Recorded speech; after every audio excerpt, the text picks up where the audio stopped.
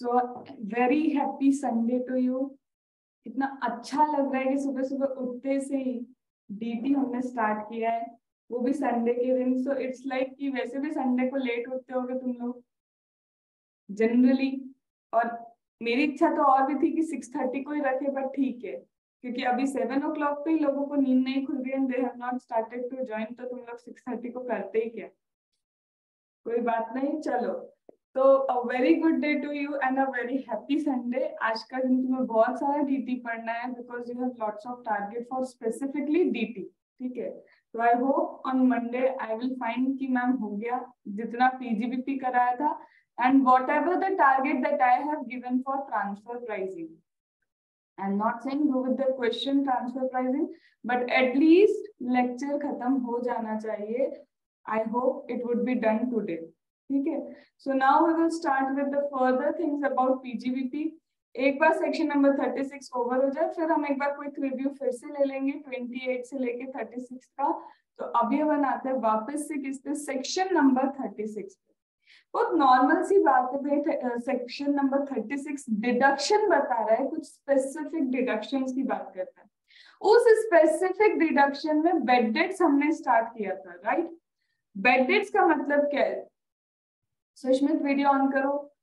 Bad debts का मतलब क्या है, बेड डेट्स का मतलब हम सिंपल आपने ये बताया था that if there is bad debts, तो मैम वो बेड डेट्स कब अलाउ होगा कि अगर कभी भी at some time that income was considered in your total income. मतलब मैम जब आपने कभी सेल्स किया होगा, obviously you would have done credit sale, तो credit sale should have been booked in my trading account. That means वो already as an income consider हुआ था when you have sold that stock in trade. Okay, so when I have sold that stock in trade on credit, at that time I would have find what I would find कि मैंने वो credit को trading account में लिखा होगा on the credit side, right? अब जब मैंने उसको क्या लिखा है, credit side में लिखा है, that means it is considered as income. तो अभी after suppose 1 year you find that it is bad debts, अब वो पैसा नहीं मिलने वाला, we cannot recover the amount. In such a case, now you can write it to the debit side of P&L because once that income was part of your total income that we have done. Second thing, ma'am, this income should have been in P&L at least. P&L में होनी चाहिए, मतलब P&L का मतलब है ma'am this bad debt should not related to your loan. ये loan से related नहीं होना चाहिए. This bad debt should relate to your sales. तो रेवेन्यू से रिलेटेड बेड डेट्स है, तभी हम क्या करेंगे, इसको अलाउ करेंगे. मैम बेड डेट्स हो गया, बेड डेट्स अगर हुआ related to sales, it will be allowed. Should I prove कि यस मेरा बेड डेट्स हुआ है, I have to, no proof is needed, just bad debts हुआ है, you can write. Ma'am what about, अभी I have do the credit sale, मैंने अभी credit sale किया है, but after doing the credit sale I find कि might be I will not get that amount. तो if you find that might be you would not be able to get that amount, तो उस case में तुम क्या करोगे, provision बनाओगे, estimation करोगे. तो यहाँ बोलते हैं compare this provision for bad debts with MAT के एडजस्टमेंट. क्यों, क्योंकि मैट के एडजस्टमेंट में भी लिखा है कि provisions of any nature, whether related to provisions of liability or provision related to diminishing in the value of the asset, कोई भी प्रोविजन मेट में भी अलाउ नहीं होता है. बट मैम मेट में ये जो आप बोल रहे हो ना, diminishing in the value of the asset, मतलब मेरे डेटर्स कम हो रहे हैं. यहाँ पे बेड डेट्स में क्या होता है, माय असेट इज रिड्यूसिंग. तो जब मेरा असेट रिड्यूस हो रहा है, तो वहां मेट में लिखा if this provision is based on actual valuation या साइंटिफिक मैनर, तो मेट में बोलता है वो provision is allowed. But if I come to PGBP, that means under normal provisions of the income tax, आपका कोई भी provision allow नहीं होगा. Even they write कि based on scientific manner और based on actuarial valuation. कल ये किया था, ठीक है. अब बात आती मैम, सपोज अभी क्या है, suppose this is the year 2023 and you consider suppose कि ये बेड डेट्स हो गया, बिकॉज यू फाइंड कि आपने बहुत सारा रिकवरी करना था और पर्टिकुलर कोई पर्सन उसका एड्रेस लोकेट नहीं हो रहा है, whatever is the reason, you find कि ये बेड डेट्स होगा. एंड मैंने क्या किया, प्रोविजन भी नहीं, मैंने उसको कंसिडर कर लिया, this is bad debts and I have booked in to the debit side of P&L, लिख दिया बेड डेट्स। बट सामने वाला क्या है, लॉयल, ईमानदार, उसने क्या किया, आज नहीं दिया, 1 साल बाद जाके खुद ही आके बोला दिस इज योर इनकम। मतलब बेड डेट्स जो मैंने कभी पूरी बुक कर दी थी, मान लिया था कि नहीं रिकवर होगा, आगे जाके that person gives me the recovery of the bad debts. ठीक है, अब मेरी बात समझना, जब recovery of the bad debts हुई है तो ma'am is it taxable? Yes. क्यों? क्योंकि somewhere when you have booked the bad debts, वो एज अ डिडक्शन अलाउ किया था। पहले तुमने सेल्स की, सेल्स के time it was taken as income, you have paid the tax, then again उसका रिवर्सल हो गया। क्यों रिवर्सल हो गया? Because you have booked the bad debts, और बेड डेट्स तुम्हारे प्रॉफिट को रिड्यूस करता है। अब फिर से रिकवरी हो गई, तो we again want the taxes for recovery. क्यों? क्योंकि पहले तुमने बोला था इनकम है, फिर बोलते हो बेड डेट्स है, अब बेड डेट्स के बाद फिर से रिकवरी हो गई, तो we again want the taxes. इतना ही तो सिंपल है। तो yes, it will be chargeable to tax under the head PGBP। क्या इतनी बात समझ में आई? अब सपोज करो मैम क्या हुआ पता है, ये हुआ कि जब मैं बुक कर रही थी ना बेड डेट्स, जब मैं क्या कर रही थी, बुक कर रही थी बेड डेट्स, सपोज मुझे 1 लाख रुपीस का बेड डेट्स लिखना था। कितना? 1 लाख रुपीस का बेड डेट्स। उसी वक्त due to some reason XYZ, whatever is the reason, 40,000 disallow तभी कर दिया था। कब कर दिया था? When I was taking it as a bad debts. मैं बोल रही थी कि 1 लाख बेड डेट्स है, सामने वाले ने स्क्रूटनी की, व्हाटएवर इज द रीजन, उसने कहा 40,000 is not your bed debts. Ma'am अगर 40,000 बेड डेट्स नहीं है, इसका मतलब उसी वक्त टैक्सेबल हो गया क्या? यस, उसी वक्त उसने क्या कर दिया, टैक्सेबल ही रखा उसको। क्यों? सेल्स के टाइम मैंने बुक किया होगा credit sales of 1 lakh rupees, मैं बुक करनी चाह रही हूँ, बार बार बोल bad debts of 1 lakh, bad debts of 1 lakh, वो बोल रहा है नहीं, bad debts only 60,000, 40,000 is disallowed. तो समझो ना, 1 लाख पे टैक्स पे किया था, when I was about to book the bed debts for 1 lakh, मेरे को बोला नहीं 40,000 disallowed, that means 40 का टैक्स तो ऑलरेडी आई हैव पेड ना।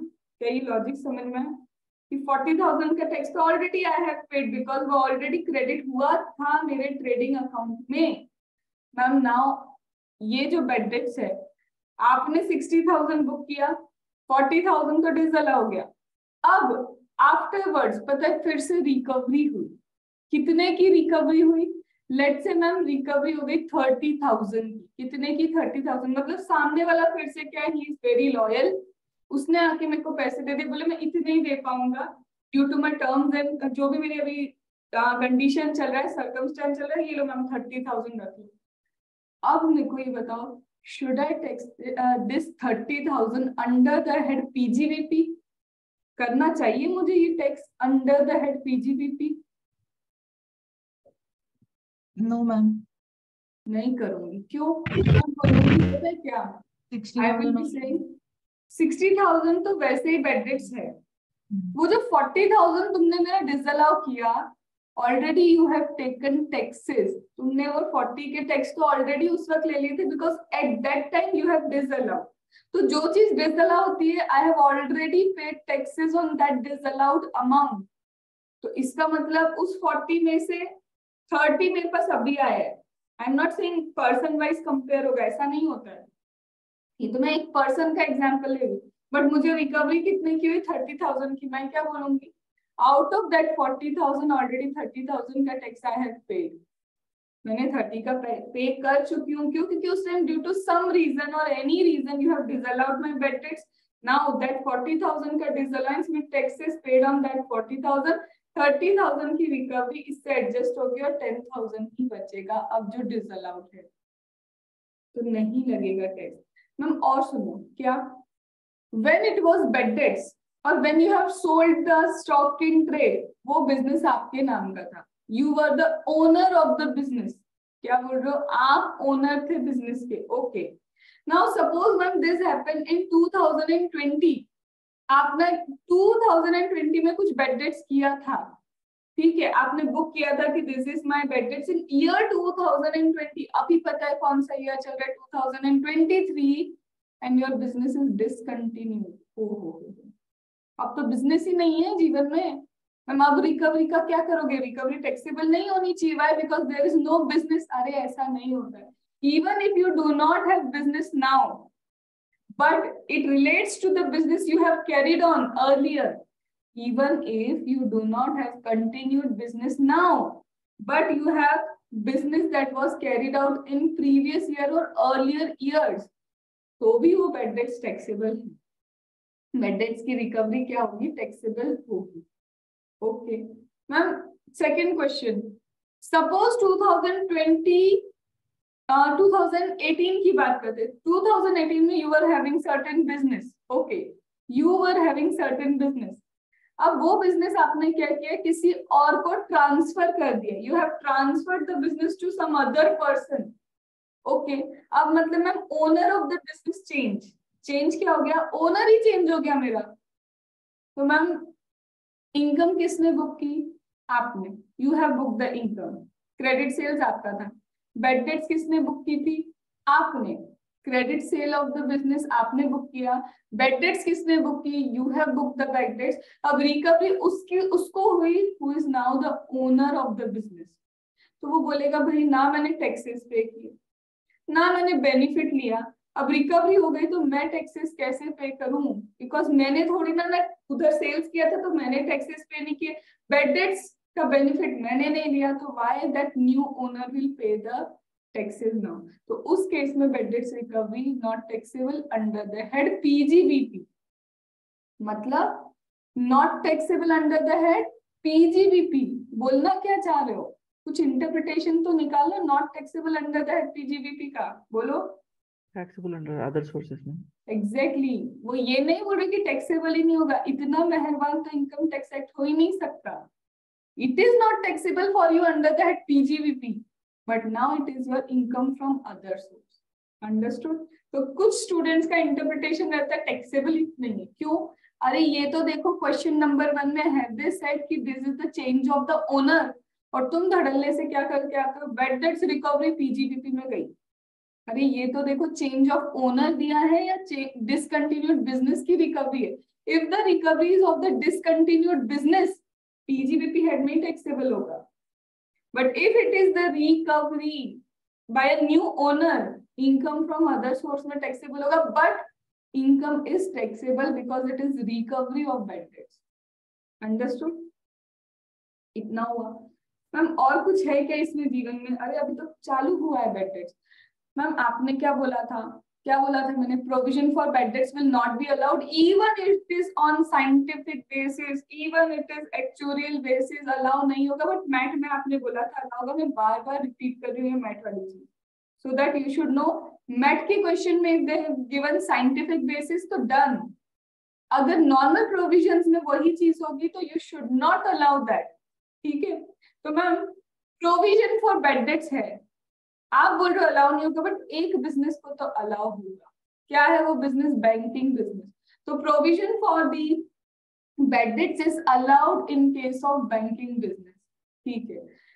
एक मैं एक्स्ट्रा चीज बता रही हूँ that is not related to bad debts, not at all related to bad debts, but you should know एक लौता provision, the one and only provision that is allowed in normal circumstance. क्या बोल रहे गणेश? ध्यान इधर। नॉर्मल प्रोविजन में एक ही प्रोविजन है, नॉर्मल इनकम टैक्स के प्रोविजन में only one provision is there which is allowed. Ma'am कौन सा प्रोविजन? Provision for gratuity. यहाँ पे द प्रोविजन फॉर ग्रेच्युटी तुमने बनाया and that gratuity is payable in previous year, उसी ईयर में पे होने वाली है। You have made provision for gratuity and the provision for gratuity is payable in that year only. So that provision is allowed. इसके अलावा कोई भी provision is not allowed. Banking company provision for gratuity भी allow जाएगा उनको, और banking company को provision for bad debts भी allow होगा। क्यों? क्योंकि बैंकिंग कंपनी ग्रेच्युटी पे नहीं करती अपने एम्प्लॉय को, करती है। तो ग्रेच्युटी का provision ma'am allowed, but condition क्या है? पेबल कब होना चाहिए? Same year. Ma'am we have made provision for gratuity but it is payable after 2 years, it is allowed. We have provision for gratuity payable in next year. Disallowed. Ma'am, we had made provision for gratuity payable in same year. It is allowed. Understood? आया समझ में? अभी ma'am आप बोल रहे हो provision for bad dates allowed होगा, banking company को अलाउ होगा, तो परसेंटेज क्या है? तो come on page number 136 and you will find question on Indian company. Foreign company वगैरह बैंक वाले के इतने क्वेश्चन नहीं है, बट इंडियन कंपनी का adjustment you would find. Page number 136.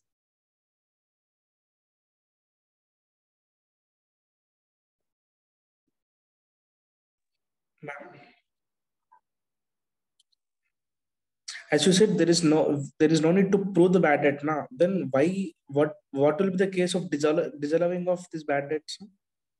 Might be in your scrutiny they have find कि अभी क्या, it is only 1 week. It is only 1 week and you want to prove it as a bad debts. या फिर तुमने बहुत पुराना sales कुछ क्या करके रखा है, अननेसेसरी लिख के रखा है, कुछ भी हो सकता है. That would be any reason. या फिर अभी क्या हुआ है, अभी पूरा असाइनमेंट भी कंप्लीट नहीं हुआ, you are giving it as a bad debts. तो कुछ भी हो सकता है दैट रीजन. देखो स्क्रूटनी का मतलब क्या है, ऐसा नहीं कि बैड डेट्स प्रूफ नहीं करना होता है, नॉर्मली प्रूफ नहीं करना होता है, but what if it is scrutiny of your scrutiny assessment. Scrutiny में तो हर एक चीज का प्रूफ चाहिए.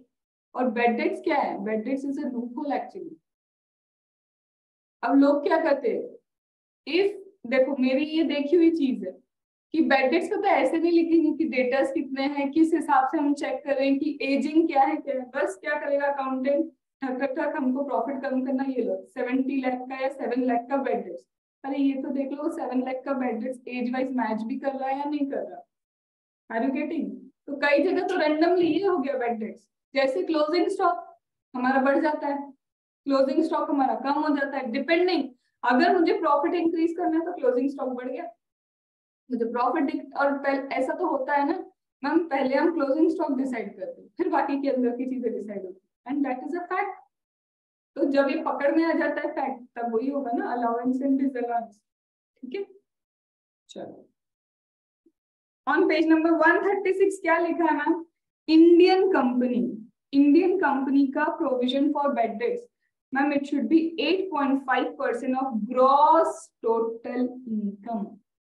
Do not do a mistake, because अभी एग्जाम तक जाते जाते many of the students are ma'am 8.5% of gross total income या 8.5% of total income.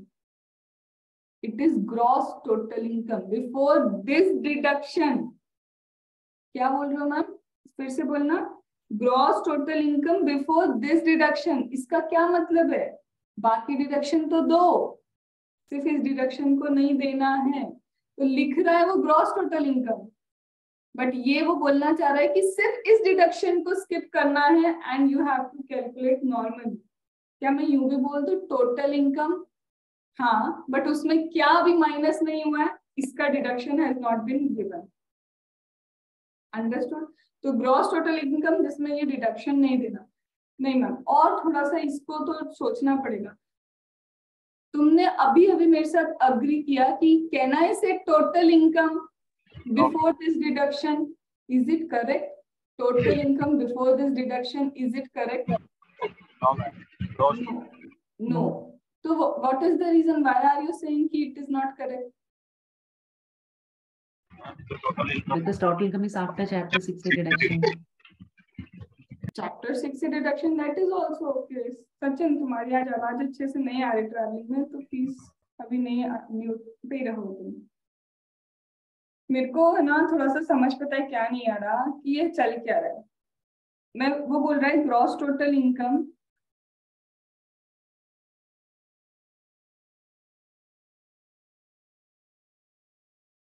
Before this deduction,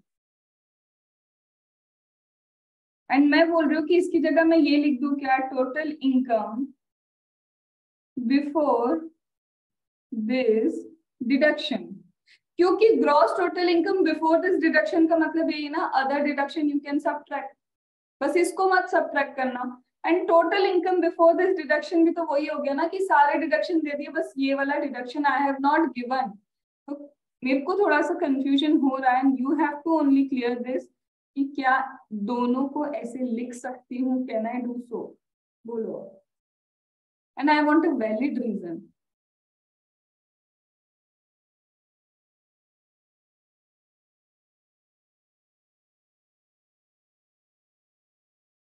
सोचो। No ma'am, Sachin particular answer you have to give, reason क्या हो सकता है?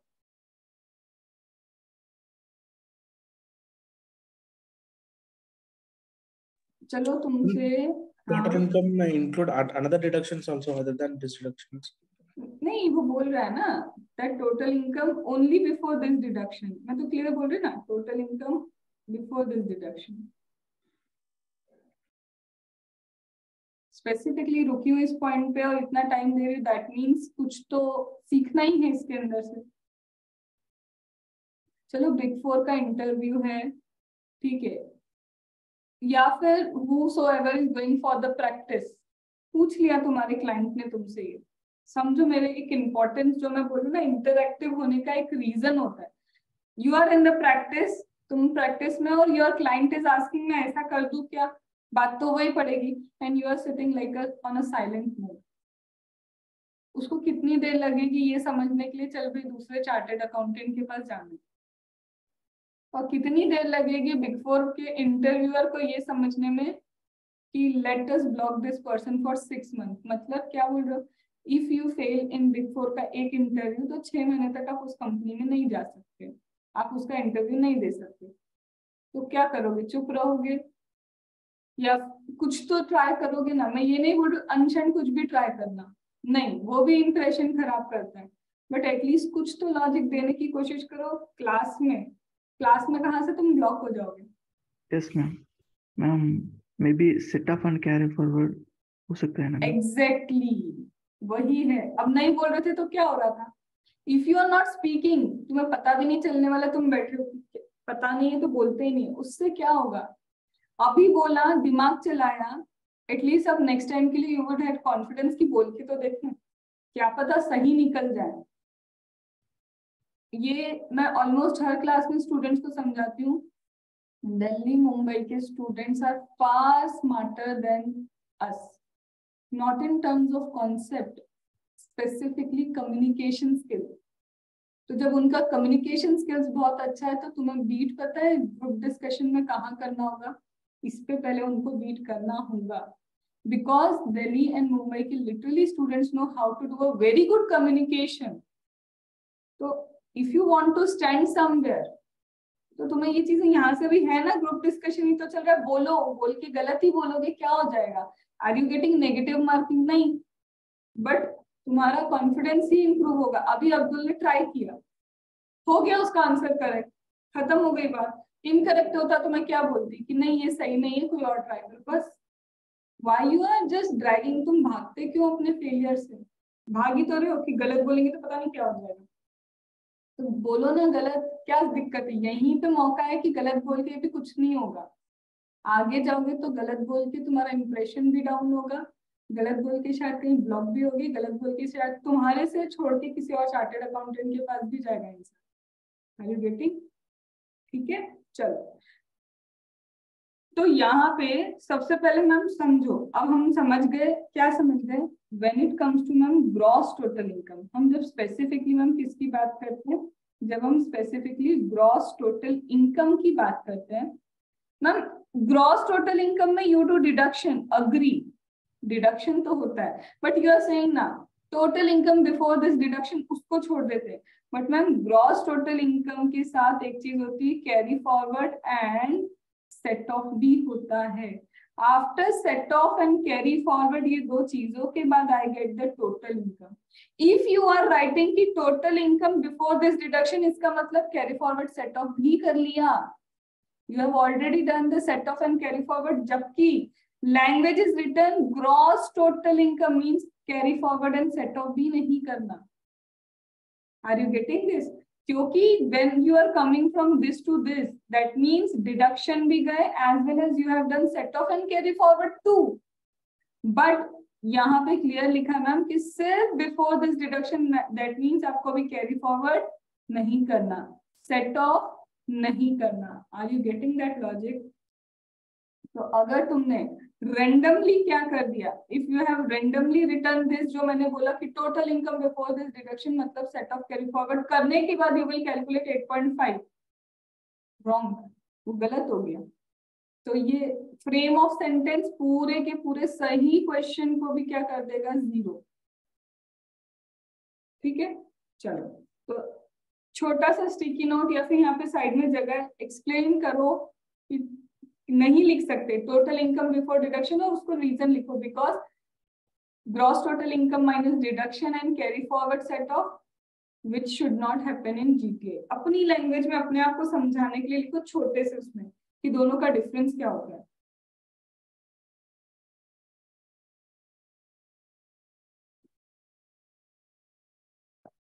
किसी दिन अगर मैंने तुमसे तुम्हारी बुक पीडीएफ के लिए ले ली एंड आई फाइंड कि ये सब चीजें लिखी हुई नहीं है, तो ये ट्यूशन है, ये क्लासेस तो है नहीं, फिर मैं पता है पनिशमेंट भी दूंगी कि पूरी क्लास में ऐसे रहो।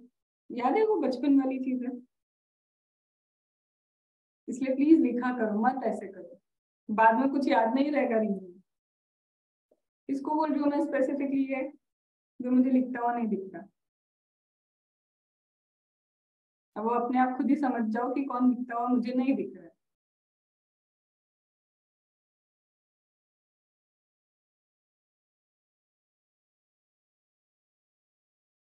चलो डन।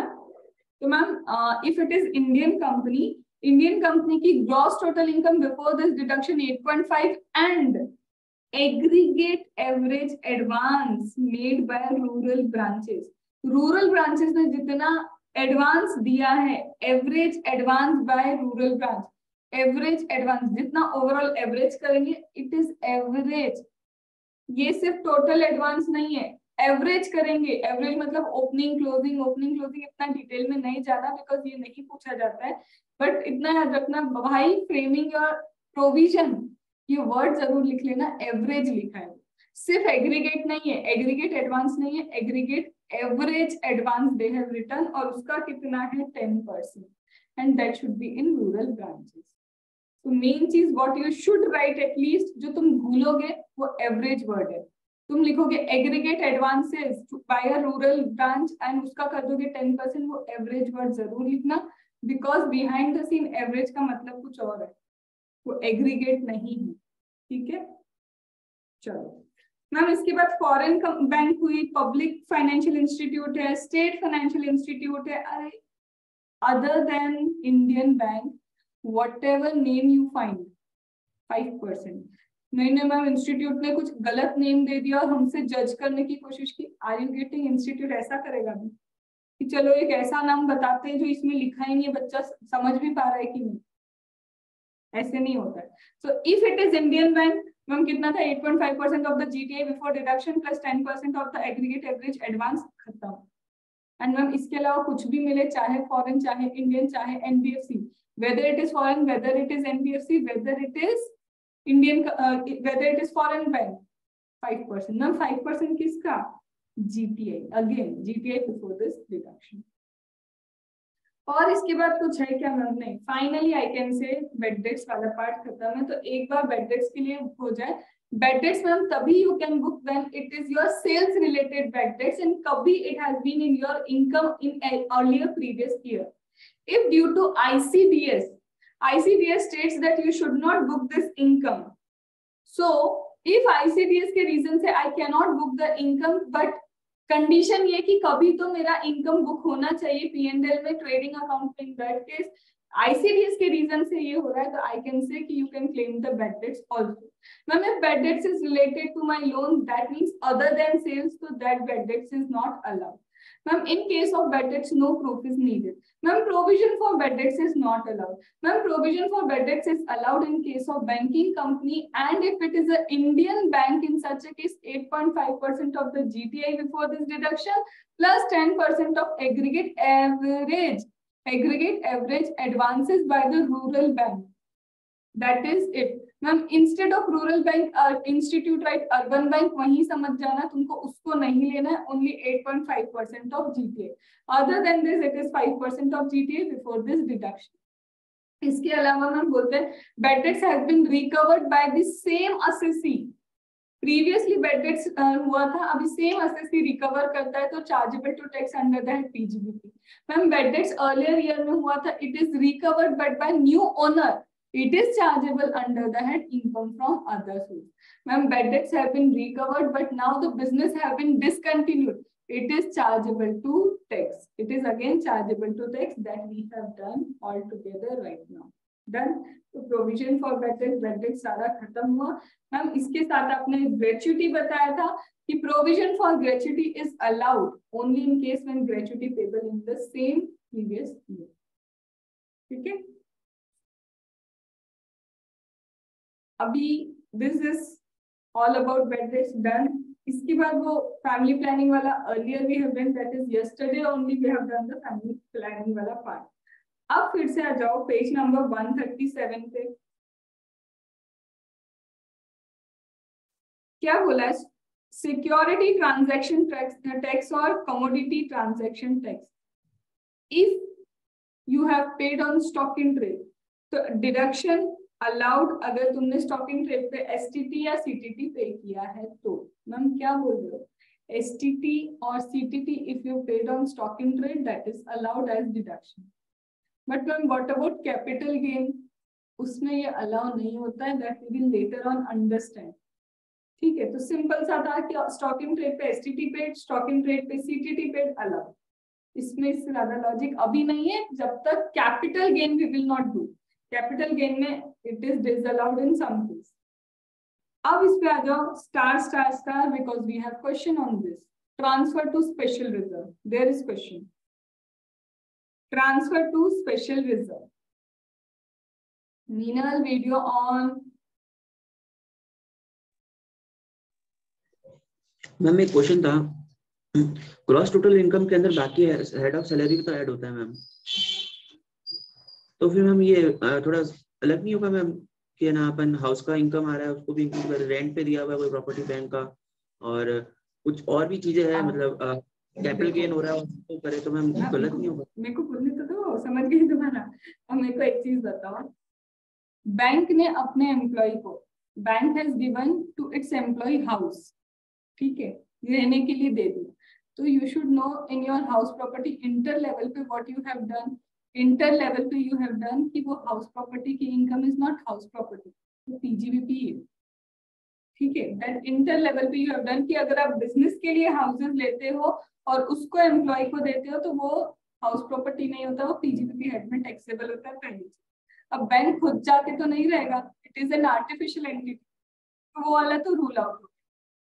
अब मैम बैंक को कैपिटल गेन हो सकता है, बिल्कुल हो सकता है। बैंक को मैम अदर सोर्सेज हो सकते हैं, बिल्कुल हो सकते हैं। इन्होंने सिर्फ एक फ्रेमिंग की है कि overall this is your income और इनकम का 8.5% will be considered as your provision.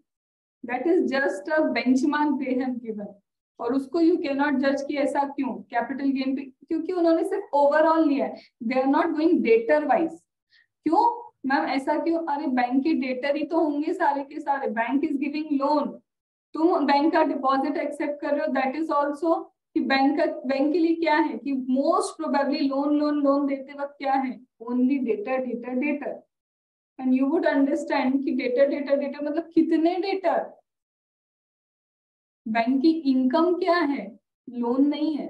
बहुत लॉजिकली अगर सोचोगे, if I am providing loan to a person, तो this loan amount is not income of bank, तुम वो डेटर नहीं ले सकते। क्यों? क्योंकि ma'am that interest I will receive वो इनकम है, और मेरा बैड डेट्स इनकम का होता है। ठीक है, तो वो जो इनकम मिल रही है वो मेरी इंटरेस्ट की इनकम है, तो दे स्टेट्स कि पूरा ग्रॉस टोटल इनकम का 8.5% ले इतना।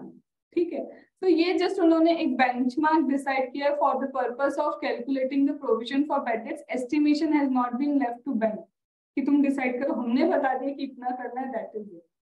ठीक है, चलो, so again let us come to, क्या करवाई थी, हाँ, ट्रांसफर टू स्पेशल रिजर्व। अब what is there in transfer to special reserve? Transfer to special reserve में मैम क्या क्या आता है?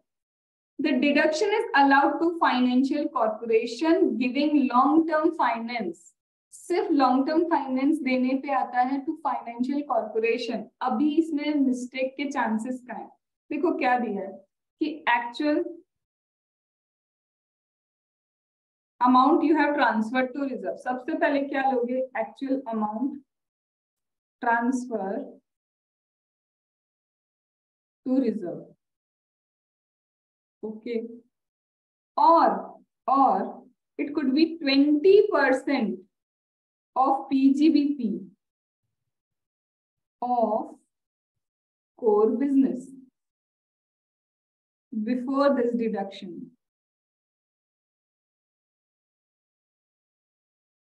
or 200% share capital plus general reserve minus opening balance in special reserve, whichever lower. Ma'am इसमें क्या mistake हो सकती है? ये तो कुछ ऐसा है नहीं जिसमें मिस्टेक हो. समझते हैं, बताती हूँ. देखो सबसे पहले इट इज अबाउट कि you are transferring to special reserve. ये प्रोविजन है किसके लिए? कि that you transfer to a special reserve. ठीक है मैम. वो स्पेशल रिजर्व में कौन ट्रांसफर कर रहा है? Financial corporation. कौन ट्रांसफर कर रहा है ma'am? Financial corporation. Only when it is long term finance you provide, that means 5 years और मोर का फाइनेंस यू आर प्रोवाइडिंग. ठीक है. तो वो बोलता है कितना amount you have transferred. Check the actual amount of transfer. Okay. Check 20% of your PGBP. Whatever PGBP का इनकम. मैम रुको. अभी हमने किया था जीटीआई का 8.5%. अब वो जीटीआई नहीं बोल रहा है. Now first mistake, it is PGBP. Business income का 20% only you have to take before this deduction. It is not GTI का 20% you have to take before this deduction. Ma'am ये होती भी होंगी मिस्टेक. जितना आप तक कॉपीज देखी उसके बेसिस पे I am telling you the common mistakes. तो ऐसी चीजों को यू शुड हाईलाइट कि भाई उसने मिस्टेक की है तो मुझे क्या पता. Under the pressure of exam I might also commit this mistake. I might also get confuse. तो ma'am 20% of PGBP has been return when you transfer to special reserve. But पहले था 28.5% ऑफ जीटीआई. और एक और mistake, ये क्या लिखा है ma'am? 200% of special reserve plus 200% of share capital plus general reserve minus opening balance in the reserve. हाँ, minus opening balance in the reserve ये लिखा है. अब what is the mistake of a student? ये लो, हो गई मिस्टेक. ये क्या कर रहे हो? छोटी सी चीज है, बहुत माइन्यूट सी मिस्टेक हो गई है. मैम सही तो वैसा ही तो लिखा है. कर लेते हैं calculate. Provision states that 200% of share capital plus general reserve minus opening balance. ये ऐसा है. ठीक है. कैसा है कि पहले 200% करो इसका, फिर उसमें से ओपनिंग बैलेंस माइनस करो. One wrong bracket. इसने क्या कर दिया? ये पहले पूरे को कैलकुलेट करो, उसके बाद उसका 200% यू शुड कैलकुलेट. ये कितनी छोटी सी बात है बट कितनी बड़ी मिस्टेक है जिसके कारण तुम्हारा पूरा की पूरा answer wrong. Again mistake number 2 in simple provision. इतने सिंपल प्रोविजन में ये again a mistake that you will find, क्योंकि दैट है I have seen in the copies. Again the 2 common mistake. तो यहाँ पे छोटी सी बात थी और कॉमन मिस्टेक एक ये थी कि यहाँ पे जीटीआई, बिकॉज इतना सा पर्टिकुलर डिफरेंस याद नहीं रहता. एंड हियर ये ब्रैकेट पुट करना, अगेन योर मिस्टेक. तो क्या करो? Same mistake you should right. ये मिस्टेक लिखो और उसको रेड पेन से क्रॉस करो. तुम्हें भी पता होना चाहिए मिस्टेक नहीं करना. लिखो. एंड पीजीबीपी के उधर जीटीआई ऊपर लिखो और जीटीआई को क्रॉस करो.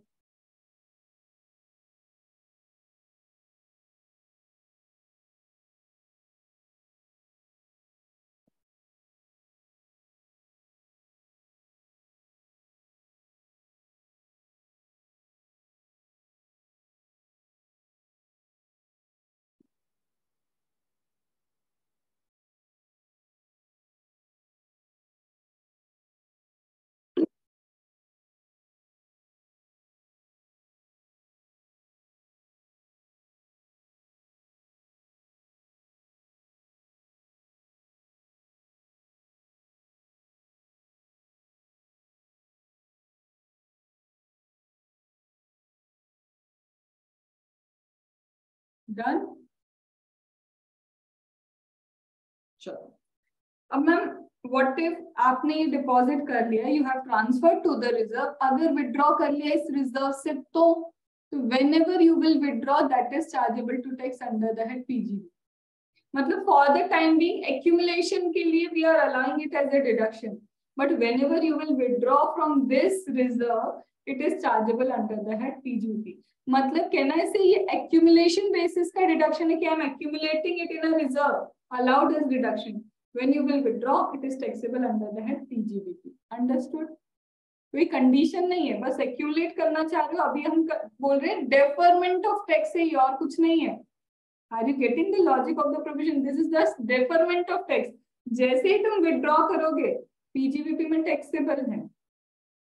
ओके, तो you can write provision related to deferment of tax, provision related to deferment. तो you should know the base कि सिर्फ अभी इकट्ठा कर रहे हो तो for that reason we are not charging tax. When you will withdraw it, at that time it is taxable. हम रुको ना, क्यों? एक चीज बताओ, क्या बताना है? Those who have not done math वो तो फोकस करो। क्यों? क्योंकि मैम मैथ में आपने बताया था रिजर्व। एक और comparison I am trying to make with math. Ma'am math में बोला था ट्रांसफर टू रिजर्व और transfer from reserve. Ma'am P and L है ये, ओके। पी एंड एल में इफ ट्रांसफर टू रिजर्व है तो that will be booked in debit side, yes. And if it transfer from reserve तो कुछ आ रहा है from the reserve, that is booked in credit side. अब ma'am normal provision specifically related to financial corporation. Financial corporation बोलता है if you have transfer from reserve credit side आ जाएगा, टैक्सेबल है, ओके। बट मैम मैट क्या बोलता है? MAT बोलता है if it is transfer to reserve deduction will not be allowed. No मतलब add back to your profit, add back कर दो टू रिजर्व। एड बैक करने का मतलब है we will not allow this deduction. और ma'am we have transfer from reserve, income है, बोलेगा नहीं चाहिए ऐसी इनकम, ये तो सिर्फ रिजर्व से तुम इधर उधर कर रहे हो, it is not your income. MAT कहता है transfer to reserve is not an expense and transfer from reserve is not an income. मतलब मैट अपोजिट है, मैट अपोजिट है। अब यहाँ पे देखो व्हेन दे आर सेइंग कि फाइनेंशियल कॉर्पोरेशन में ट्रांसफर टू रिजर्व है तो अलाउ किया उन्होंने, टैक्स नहीं लिया। टैक्स क्यों नहीं लिया? Because that is allowed. But ma'am when we withdraw from that reserve उसने बोला क्रेडिट साइड में बुक कर दो, why? I will charge PGBP पे टैक्स। समझ में? वो छोटा सा minute difference with respect to MAT. तो मैट में reserve is transfer to reserve disallowed है, ट्रांसफर फ्रॉम रिजर्व इनकम नहीं है। वो बोलता है ये कोई इनकम एक्सपेंस नहीं है, this is just your circulating your money from reserve to income, कुछ नहीं है। मैट को इससे मतलब नहीं है। बट मेरे normal provision specifically in case of financial corporation उल्टा बोलता है। अंडरस्टूड? आया? तो यहाँ पे एक चीज क्या लिख लो, कंपैरिजन विथ मैट में तो लिखो in MAT transfer to reserve not allowed, transfer from reserve not income.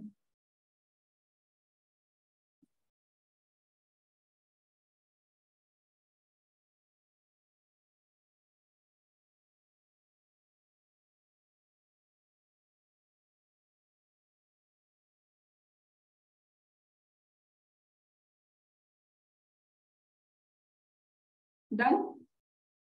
अब पहले मैं किस पे आ रही हूँ, क्योंकि I am going with the MAT का कंपैरिजन।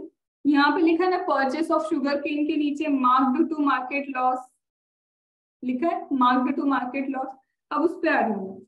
ये बोलता है if you have mark to market loss, तो वो बोलता है कि mark to market loss your expected loss not allowed. मतलब अरे भाई दिस आर नोशनल। नोशनल मतलब अभी एक्चुअल में नहीं हुआ है। सपोज शेयर का प्राइस 100 था और आज शेयर का प्राइस इज 80 रुपीज। मैम 20 का loss has been booked, actual loss नहीं है। This is just a mark to market loss that you have created, ये एक्चुअल लॉस नहीं है। When you will sell, actual में सेल्स करोगे इस असेट को, तब बोलोगे ना कि मार्क टू एक्चुअल लॉस तब हुआ है। तो बोलते हैं if you have any expectation of loss, तुम्हारा क्या है, कोई एक्सपेक्टेशन है कि इतना एक्सपेक्टेड लॉस मुझे लगता है कि मुझे हो जाएगा, नहीं चलेगा। मैम आप ये बोलना चाह रहे हो कि normal provision of income tax notional gain notional loss पे टैक्स नहीं करता। एग्जैक्टली नोशनल गेन होगा या नोशनल लॉस होगा, no tax provision applicable to notional. हम एक ही नोशनल, आपने बोला था first time in income tax एक ही नोशनल है that is chargeable to tax, तुम्हें याद दिलाओ। मैं वो अपने stock exactly Stock stock in in trade converted into capital asset. बाकी जगह नोशनल नोशनल नहीं नहीं नहीं। Ma'am what about MAT? भाई मैट को तो सख्त नफरत है, किस चीज से, नोशनल से।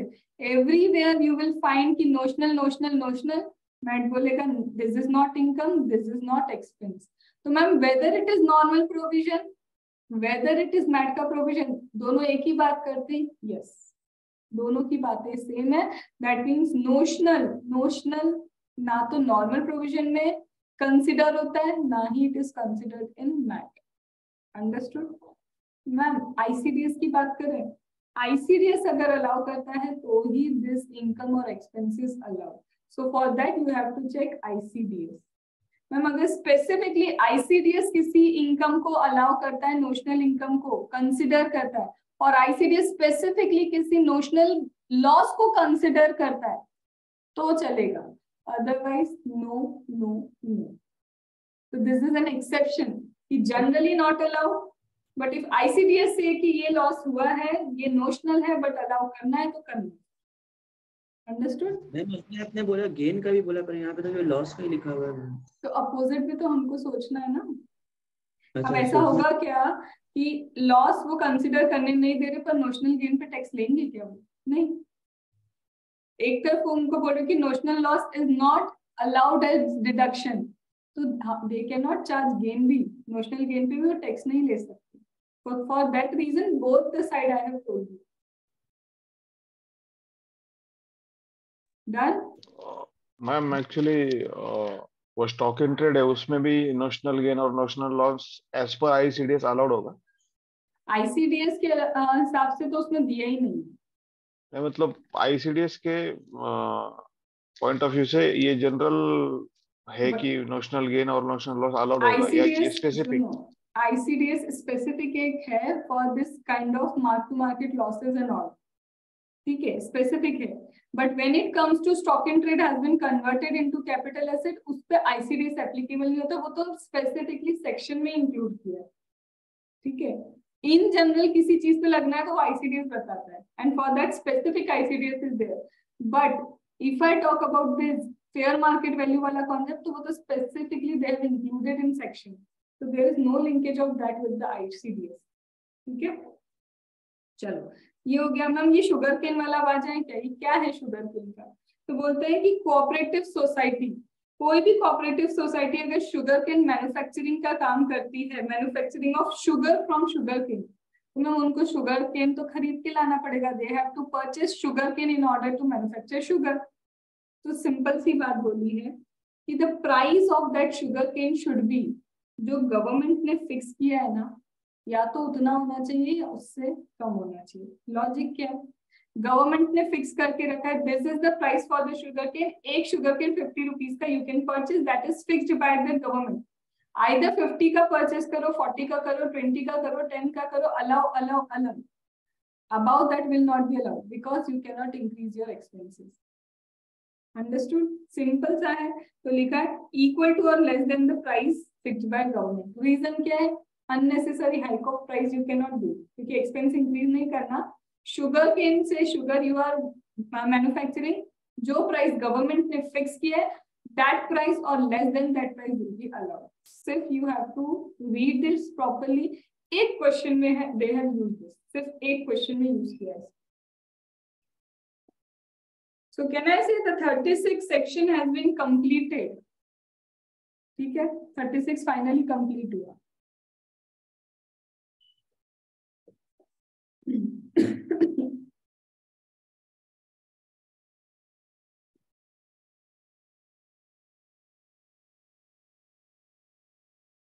अभी 37 को कंप्लीट करने से पहले come to page number 145.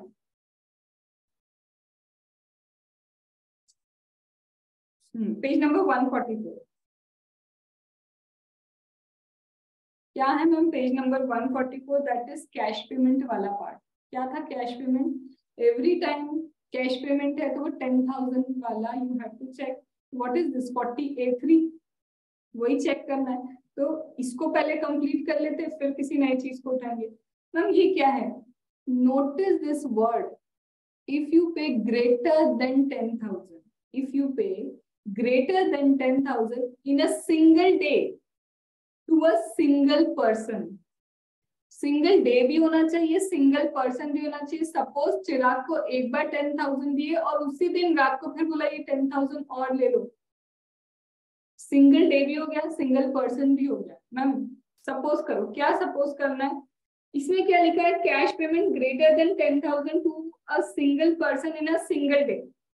Person भी सिंगल चाहिए, सिंगल डे भी चाहिए.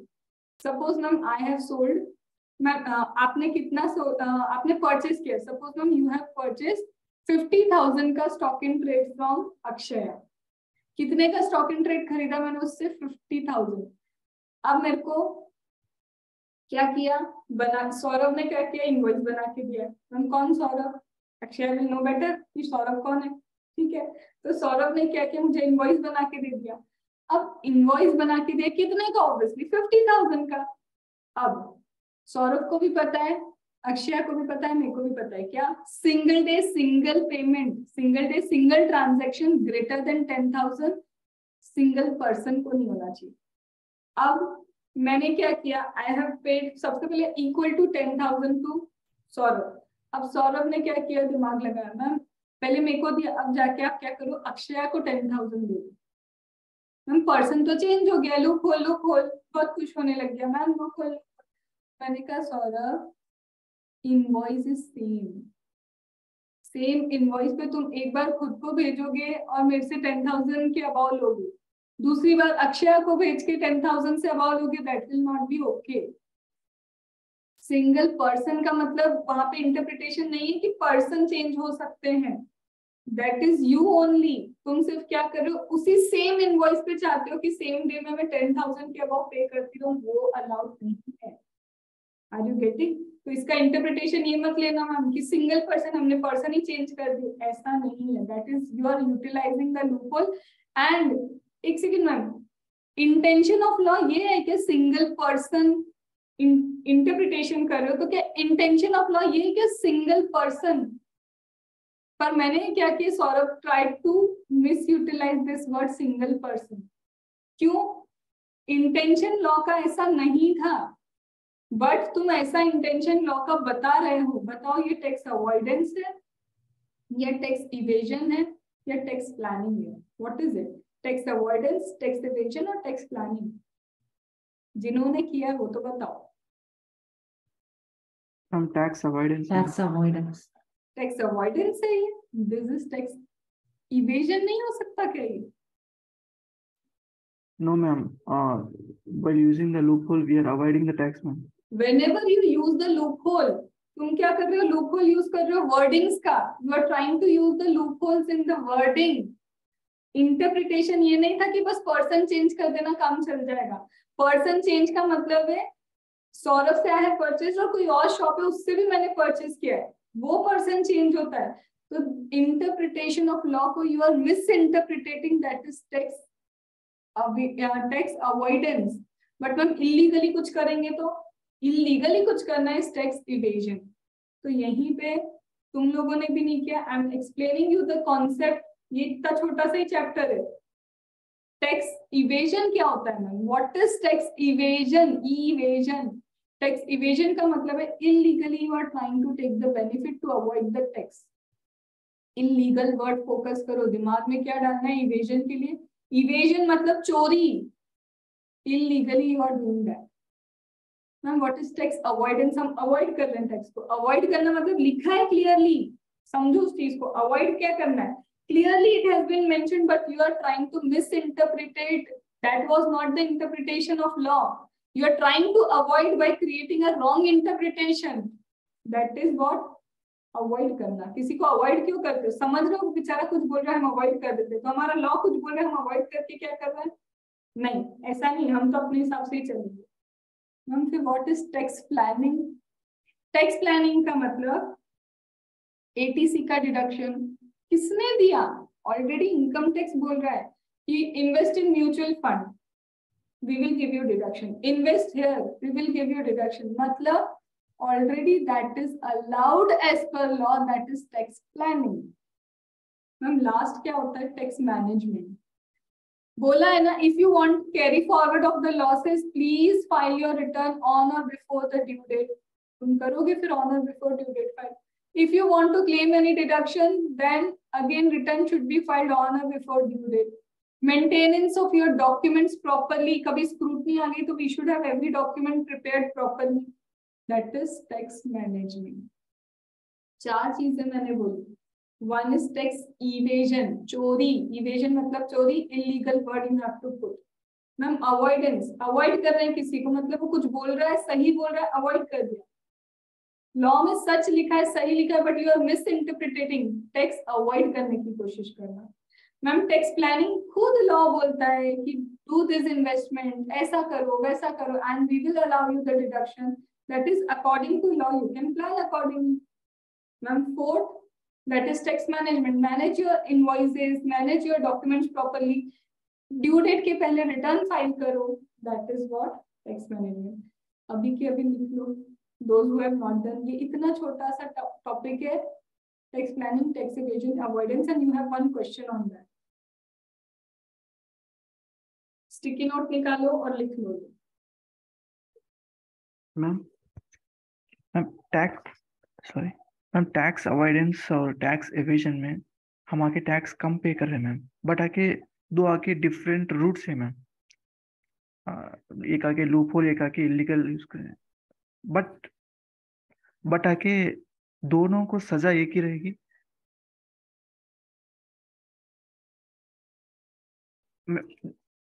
दोनों में आके टैक्स कम ही पे कर रहे हैं मैम. सुनो, एक जगह क्या है, लॉ को तुम मिस इंटरप्रिटेट करके दिखा रहे हो कि सब सही है. Window dressing that we call.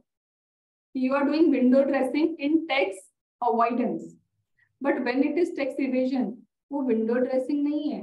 वो चीज शायद कभी हुई भी नहीं है, परचेज भी नहीं किया तुमने और फेक बिल दिखा दी. Are you getting? That is entirely different. अब आगे जाके there is a concept of penalty, misreporting. अभी है वो पेनाल्टी का सेगमेंट है, वहां पे मिस रिपोर्टिंग नाम की चीज भी है, अंडर रिपोर्टिंग नाम की चीज भी है. तो at that place you will find the reason कि कहाँ पे कितना पेनाल्टी लगेगा. मैम दोनों में इफेक्ट ये है कि टैक्स कम पे कर रहे हैं मैम. तो वही तो है, तुम करोगे क्यों? टैक्स तो ही बचाना है ना. बात तो वही है. मैं क्यों कुछ करूंगी? मेरे को पता है कि मेरी इनकम इतनी है, मेरा इंटेंशन तो ये रहेगा या तो भरो ही मत, चोरी कर लो, या फिर अवॉइड करने की कोशिश करो. तो वो दोनों ही केस में तुम्हारा इंटेंशन तो ये ना टैक्स कम करना. अब तुम लोग क्या करते हो? क्लोजिंग स्टॉक क्यों कम करते हो? You are doing what? Tax को कम करने की कोशिश करना. वो विंडो ड्रेसिंग है, बट वो एक्चुअल में क्या है? टैक्स अवॉइड करना है. सीधे क्लोजिंग स्टॉक दिख रहा है इतना है और तुम कम क्यों कर रहे हो? क्योंकि तुम्हें प्रॉफिट कम दिखाना है. गेटिंग अब्दुल? चलो, return, tax evasion, tax avoidance, tax planning, tax management. ठीक है, चलो अब मैम आ जाए वापस इस पे. तो सिंगल पर्सन से आई हैव टोल्ड यू वो interpretation of tax evasion, tax planning purposely. तो ma'am single person single day में greater than 10,000 if we paid, this will be disallowed whether it is paid in revenue expenditure or capital expenditure. Capital expenditure है तो will not be counted in actual cost of the asset. Revenue है तो will be disallowed. Yes. अब आते हैं हम. कभी सुनो, आपने इतनी बड़ी बात बोल दी, हमने इतनी बड़ी बात बोल दी कि सिंगल डे में greater than 10,000 it will B disallowed. कैसे पे करना है फिर? इलेक्ट्रॉनिक में. यहाँ पे क्या लिखा है? इफ यू वांट टू पे electronic clearing system, account paycheck, demand draft. They have actually written 3 specific words. DD चलेगा, अकाउंट पे check okay, then electronic clearing system okay. अरे क्या मतलब इतने तुम लोग एक्टिव कैसे हो? मेरे को तो कुछ राज तो बताओ, इतने एक्टिव कैसे हो तुम? सुबह 7 बजे रात को इतना 6 घंटे सो के कैसे कर लेते हो? इतने एक्टिव कि जहाँ क्लास चालू हुई नहीं 15-20 मिनट बाद, या तो मैं इतना तुम पछता रहे हो फीस भर के? Am I teaching so boring? नहीं मैम, मैंने एक पढ़ा था मैम कि ना जब ब्रेन को ऑक्सीजन चाहिए होता है ना वो चीज समझने के लिए, तब यॉर्निंग होती है। तो मैम हम समझ रहे ना, तो यॉर्निंग होती है हमको। तो मतलब आप positive misinterpretation of the fact ला रहे हैं कि मैम एक्चुअली हमारे ब्रेन को ऑक्सीजन चाहिए। Yes ma'am. ओहो, अब मैं क्या ही बोलूं इसके बाद। मैम नहीं करे तो आपको डाउट होता है पे। इसका एक चीज और है, पानी भी पी सकते हो उसके लिए। तो अपन एक काम करते हैं, we should have a substitute for that, instead of you should have, तो वो मतलब ज्यादा बेनिफिट देगा। It will keep you hydrated also. हाँ पानी पी रहा है मैम, आप बोल रहे हैं वो पानी पी रहा है। हाँ वही तो, देखो इसको बोलते हैं क्या, आज्ञाकारी छात्र, आज्ञाकारी शिष्य। शिष्य, या थोड़ी सी मेरी हिंदी कमजोर है बट इतनी है कि चल जाता है काम। चलो तो कहाँ थी मैं? हाँ, तो मैम स्पेसिफिकली डीडी दिया, स्पेसिफिकली अकाउंट पे चेक दिया, और ये क्या लिखा है, इलेक्ट्रॉनिक क्लियरिंग सिस्टम। गुस्सा आ रहा है, किसको गुस्सा आ रहा है? अब एक पर्सन बोलता है क्यों मैंने आरटीजीएस किया, I have done RTGS, I have done NEFT, this is not electronic clearing system. Bank जाना पड़ता है, you have to go to the bank for that, this is also not DD. ये भी सही बोला, ये तो अकाउंट पे ही चेक भी नहीं। वो बोलेगा क्यों, आरटीजीएस एनईएफटी बंद करवा दो फिर। तो फिर वी रियलाइज, वी मतलब गवर्नमेंट रियलाइज, हाँ भैया RTGS NEFT should be included, मतलब वो बैंकिंग चैनल से ही तो जा रहा है ना पैसा। तो ओके, तो exception number 1, if it is NEFT RTGS, तो आरटीजीएस एनईएफटी भी अगर होगा तो that will B okay allowed, क्योंकि उन्होंने यहाँ स्पेसिफिकली मेंशनिंग नहीं की। फिर मैम वी आर ट्रांसपोर्टर, क्या करूँ तुम्हारे ट्रांसपोर्टर होने का? अरे मैम कई बार we have to travel for 7 days. कितना ट्रैवल करना पड़ता है? We have to travel for 7 days. At least we should have some liberty कि इंस्टेड ऑफ 10,000, क्योंकि कई बार ऐसा होगा एक रिपेयर में हमारा 10,000 से ऊपर निकल जाएगा, ड्राइवर को थोड़ी बोलेंगे एटीएम लेने के। We cannot ask the driver to please, you should have ATM, you should have UPI, you should have Paytm, GPay. अभी सब हो गया है, अभी they are getting user friendly. But अगर ड्राइवर को ऑनलाइन पेमेंट करने को बोल दोगे टू बी फ्रैंक, फिर वो अपना बचाएगा कैसे?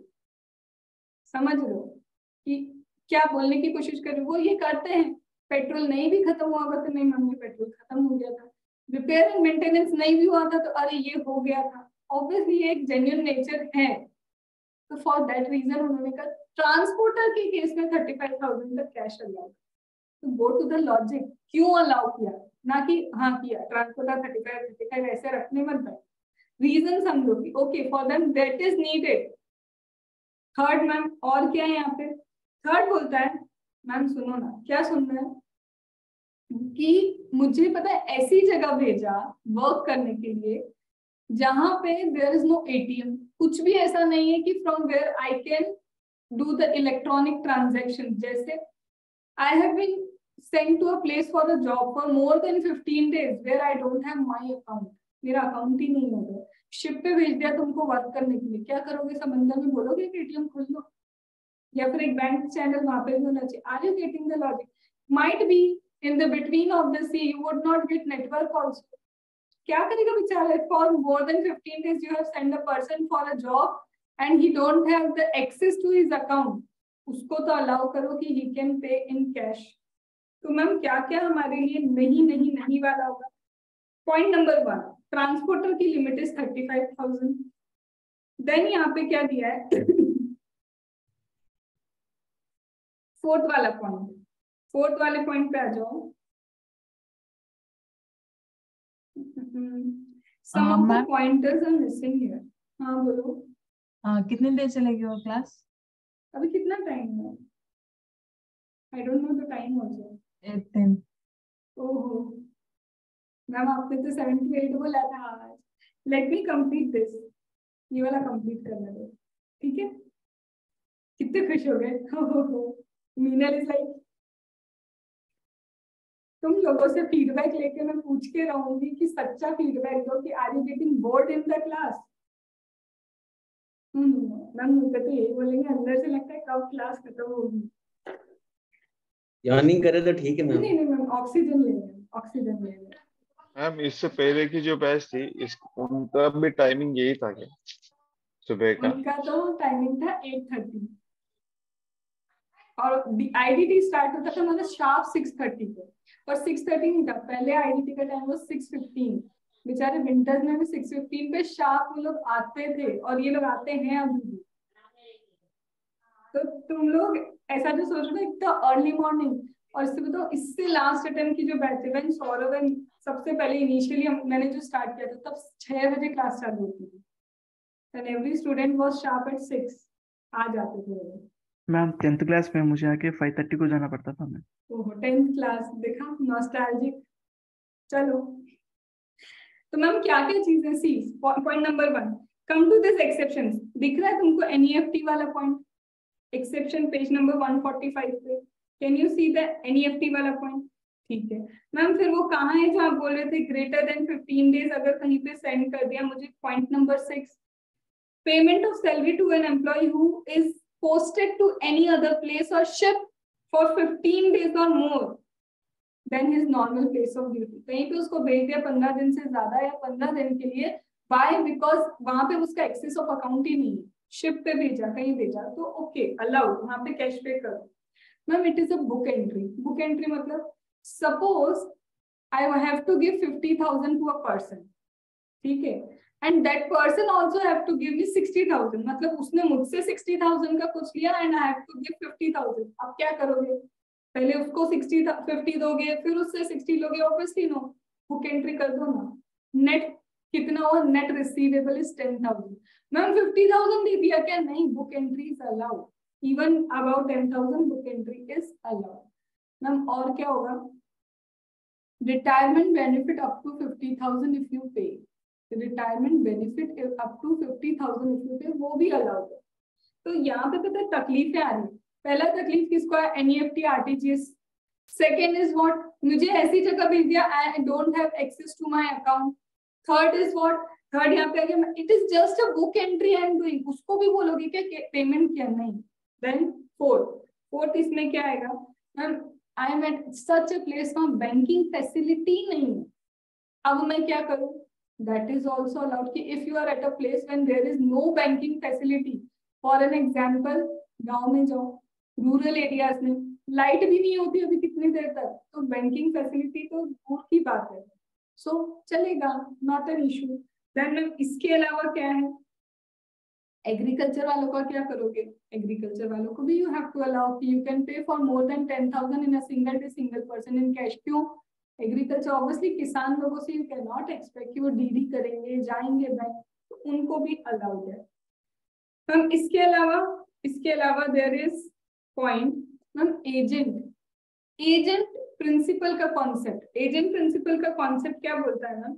एजेंट प्रिंसिपल का कॉन्सेप्ट बोलता है मैम, अगर मेरा एक एजेंट है, agent if start doing business, मतलब एजेंट अगर पेमेंट करेगा ऑनलाइन तो हम उसके अकाउंट में काउंटिंग चालू हो जाएगी।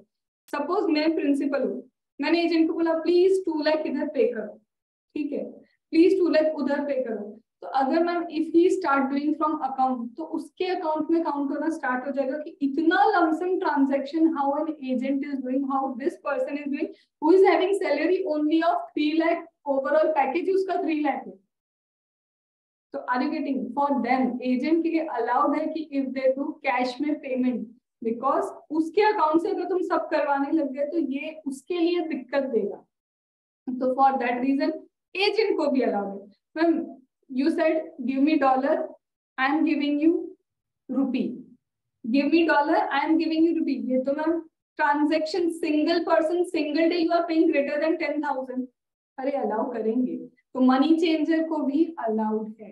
तो pick the genuine reason genuine reason agriculture हो गया, banking facility not available, up to 50,000 retirement benefit you are giving, 15 days or more than 15 days sending a person to a place where किसी ऐसी जगह भेजा, out of normal place of the duty कहीं भेजा है तो हो सकता है मैम एजेंट पे कर रहा है, एनईएफटी आरटीजीएस से, इन ऑल दिस केस 10,000 वाला कॉन्सेप्ट इज नॉट एप्लीकेबल। एक बार रीडिंग कर लो अभी के अभी, इसके बाद you will find provision of gratuity, that also we have done right now.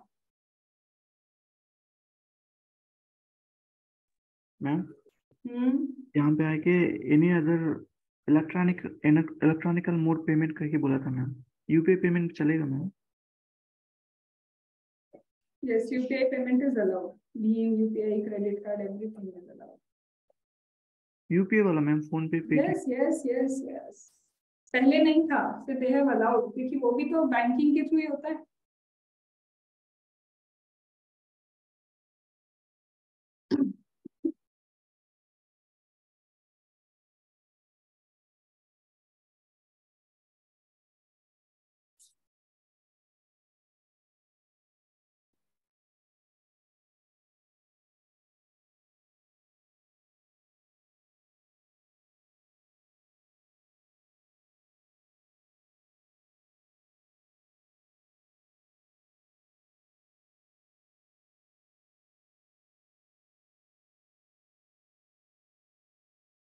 क्या हो गया मीनल, दांत खा के एनर्जी आ गई?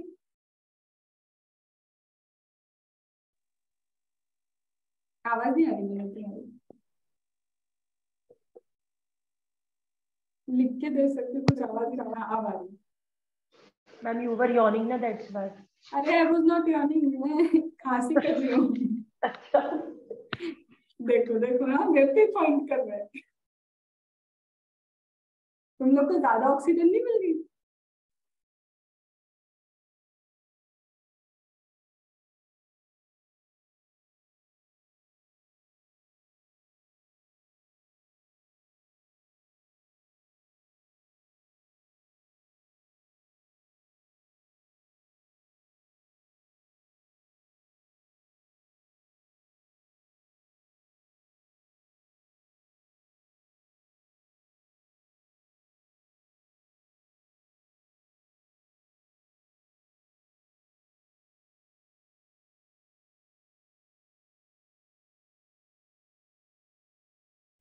Ma'am, shall I leave?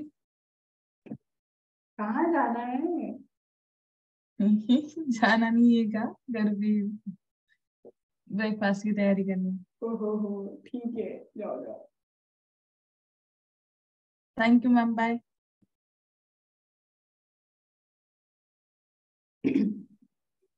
Ma'am, can you explain that single person again?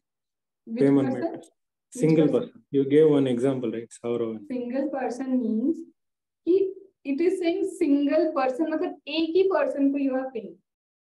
अब what is the loophole? Instead of, suppose I have purchased something from you, I have to make payment to you. Now you have a brother. You say कि okay, pay me 10,000, done. Pay my brother 10,000. अब you are changing the person. उसका interpretation ये नहीं है कि you can change the person in a day. तुम तो क्या कर, पर्सन चेंज करके you are trying to utilise the loophole, that is not the interpretation of the word, because invoice तो सेम है ना, सेम इनवॉइस के आई एम पेइंग, तो सेम इनवॉइस के I am paying, that means it is disallowed. तो single person does not means कि ये person you are changing, that means suppose तुमसे मैंने परचेज किया, इन साथ में your brother, he is also having same business, उससे भी मैंने परचेज किया, तो now invoices are different, तो I can pay them। समझो, that is the interpretation of single person। ये नहीं है कि बस पर्सन चेंज करके ले दिया कि एक बार मैं लेने आऊंगा पेमेंट, एक बार मेरा भाई आएगा, एक बार मेरी सिस्टर आएगी, वो सिंगल पर्सन चेंज करना नहीं है। Understood? Okay, if no business connection is there, then the payment is disallowed. Yeah. If I do business with the other person, say I do a business with you and my brother doesn't do business, then in that case this is not allowed. If both are doing, तुम सिर्फ क्या कर रहे हो, changing the face, but it is the same invoice for which I am paying. Are you getting? Either it should be invoice change होगा फिर I am paying ना तो चलेगा. मतलब कैसा? You have invoice, तुम तुम्हारा भाई का भी invoice लेके आए, तुम्हारा भी invoice है, तुम्हारा भाई का भी invoice है. I am paying you 10,000 चलेगा. I am paying again you 10,000 चलेगा. क्यों? Because now the invoices are different. तुम किसी दो लोगों के लिए पैसे लेने आए हो तो सिंगल डे में सिंगल पर्सन को आई एम पेइंग 10,000 दो बार वो चलेगा because my invoice is different. Getting it? Yes. Done with the reading. हाँ, lady oxygen Sushmit,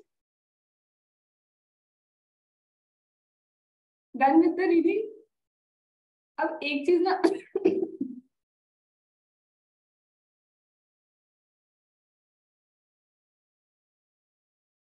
come to the provision for gratuity.